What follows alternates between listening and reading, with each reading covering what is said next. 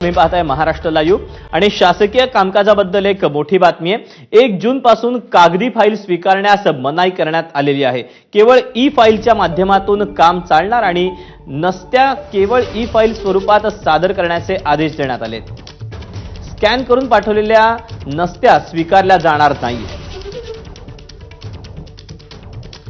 Update जाणून घेऊयात। अभिषेक मुठाड आपल्यासोबत आहे। अभिषेक, अतिशय हा महत्त्वाचा निर्णय असणार आहे, कशा पद्धतीने या सगळ्याची अंमलबजावणी होणार आहे? नक्कीच मुख्यमंत्री देवेंद्र फडणवीसांनी आपल्याला या अगोदर देखील बोलताना सांगितलं होतं की मोठ्या प्रमाणात तंत्रज्ञानाचा वापर हा आपल्याला होताना पाहायला मिळणार आहे। एआय सोबतच एकूणच तंत्रज्ञानाचा वापर होत असतानाच आता एका टेबलची फाईल जी आहे ती दुसऱ्या टेबलवर जाण्याचा देखील वेग आपल्याला वाढताना पाहायला मिळेल।